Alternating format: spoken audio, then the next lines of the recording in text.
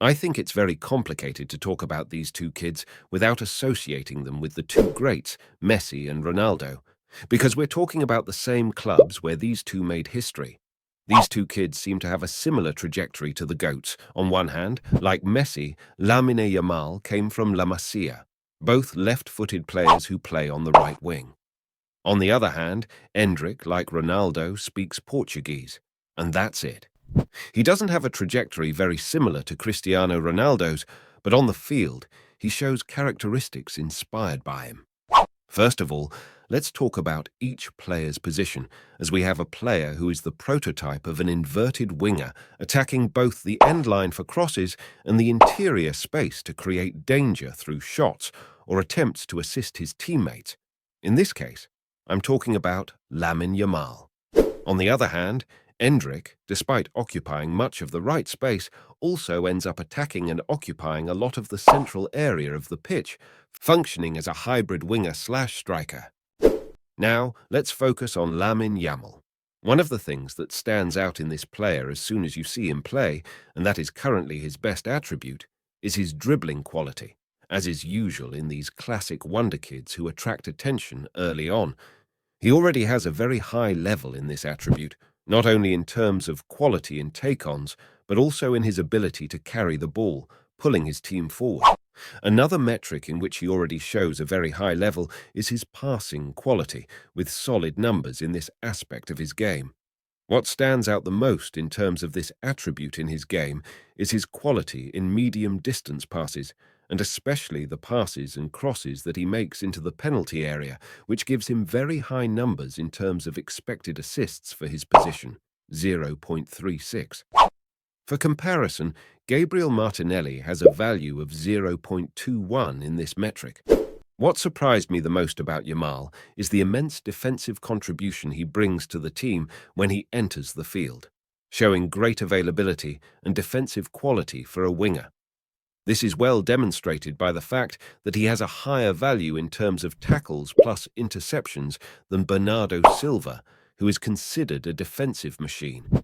His productivity at the moment seems like a gun without bullets, intimidating but with no actual threat.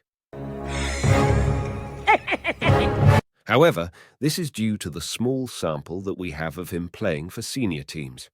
I believe that his productivity will eventually match his underlying numbers. Now let's focus on the Brazilian, Endrick. The first thing that catches the eye is his physique, with his small but strong stature, looking like a tank. This allows him, even at his young age, to win physical duels against experienced players.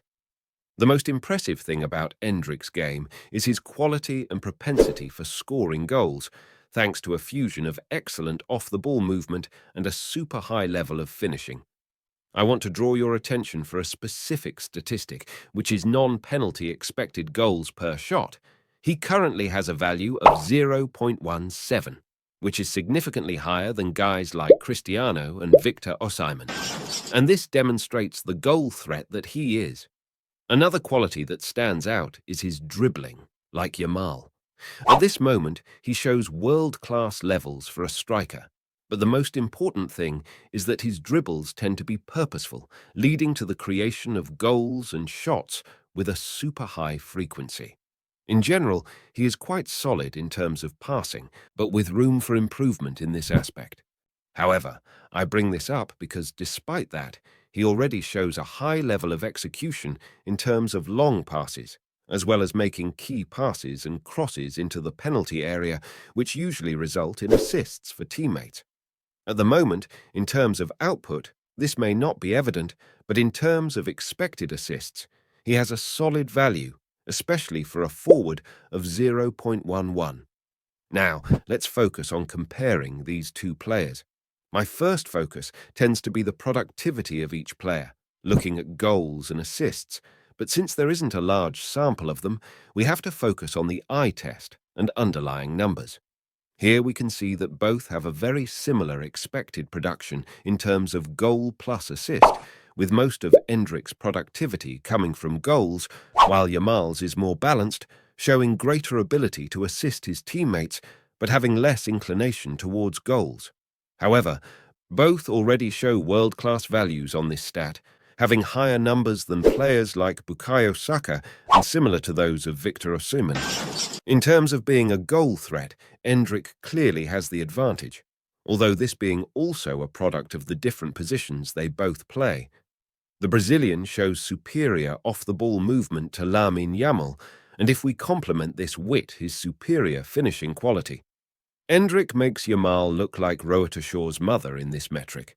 But in terms of passing quality, the story is different. Although Endrick shows a very solid level, he needs to progress a bit more in this aspect. Yamal, on the other hand, already shows a very high level in this area of his game, demonstrating a great ability to link up play and produce key passes. He is very involved in the game when he's on the field. In this aspect, Endrick can improve as a footballer and become more influential for his team. Defensively, it's not very comparable. Yamal makes Endrick his bitch in this metric. Yamal is a little monster in this aspect, as I mentioned earlier, showing great availability to help his team defensively and also being very good at doing so. It's no luck that he's already a semi-regular presence in Barcelona's starting 11 and in the Spanish national team. Because nowadays, the defensive side of attacking players is highly valued by managers. In terms of dribbling quality, both show a very high level. It's difficult to separate the two because although the Spanish player has a better dribble success percentage and in general shows higher numbers than Endrick in this attribute, Endrick's dribbles tend to be more purposeful, leading to more dangerous situations to opponents' defense. So I leave it to you to decide who is better in this attribute. Having putting all the cards on the table regarding these players, let's try to predict the future. I just hope to do better than Rory Jennings. Erling Haaland will not live up to the expectation because he isn't the player that everybody thinks he is. People are saying that he's going to win the Golden Boot. That is outrageous. At the moment, I think the better player between the Brazilian and the Spanish player is Lamine Yamal, but I see greater potential in Endrick than in the Spanish player. The reason I say this is because it's relatively easy to identify gaps in the Brazilian's game, while at the same time he's demonstrating a very high level when he is on the field.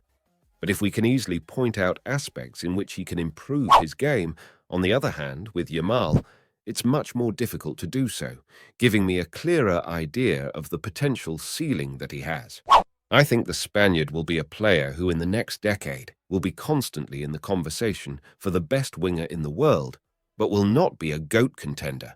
As for Endrick, given that he is more of an unknown quantity, I think he has a greater chance of getting into the GOAT conversation, despite his potential floor being lower than Lamine's. If you're still here, leave a like and subscribe to the channel. And now, tell me in the comments section who you think will be the better player of these two.